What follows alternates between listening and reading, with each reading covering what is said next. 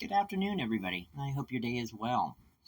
Today, I just a question I was just throwing out there, and I thought, well, I don't know if I can necessarily answer it, but I can ask it. How do you prove love? Now, are you from the old school way of thinking, the three C's? Cooking, cleaning, cooing, and kind on your mate? Or are you somebody who's motivational, inspirational, and very nurturing?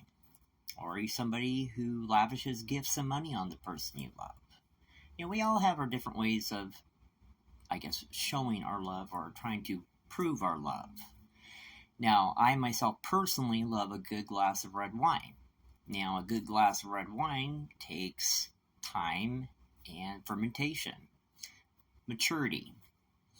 And I think a big component of love is maturity. And not in the sense I think most people are thinking about it. Maturity, it's like maturity just in life itself. Doing all that mundane, boring stuff day after day, running errands, taking care of your kids, or cooking, cleaning, working, church, your own personal hobbies, habits, what have you. And having to deal with whatever hurdles are thrown your way throughout life, which is consistent throughout life, unfortunately. Now, I think the best way to actually answer that, I think the best answer I ever heard was from Matthew McConaughey in the movie Contact. I don't know if you've ever seen it. It's a great movie. I do recommend it. But to get to the point, Jodie Foster's in it. She's a scientist. She does not believe in God. And she thinks he's delusional. She even says, do you not think you're deluding yourself in some way? Now, mind you, early in the movie, when she was a young girl, a very little girl, her father had died. And so he takes a silent pause, and he looks directly at her. And he says, did you love your father? And she, you can tell, automatically is overwhelmed with emotion. And she says, yes, I loved my father dearly. Something to that effect. And he looks at her, takes another brief pause, and says, prove it. How do you prove love?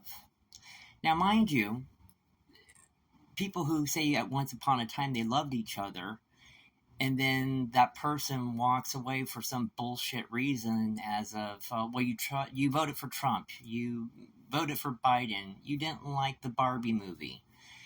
They're all bullshit answers, and quite honestly, it's very calculated in how they do that because they had already made up their mind prior to, but they were just too cowardly to state the real reason why they're walking away, which was they found someone who was better looking than you, had more money than you, or they were just bored. Either way, they find some convenient excuse to pretty much walk away. And, once they wipe the sweat from their brow, and at the end of the day, they look at what you both really had, it was heat. Because let's be real here, most people can't distinguish the difference between sex and love. They're mutually compatible and mutually incompatible with each other, an oxymoron within itself. So now, how do you prove love? I personally have always believed maturity, nurturing, time, and patience are the best ingredients.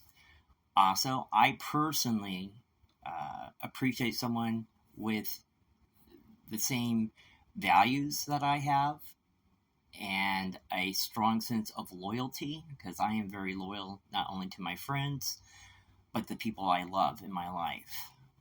And I find that a very endearing quality in somebody. But we also have to have the old adage, equally yoked. We have to have the same vision.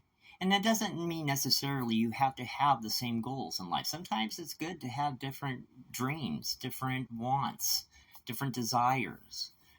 But I do believe you should both be on the same playing field in regards to how you want to actually live your lives.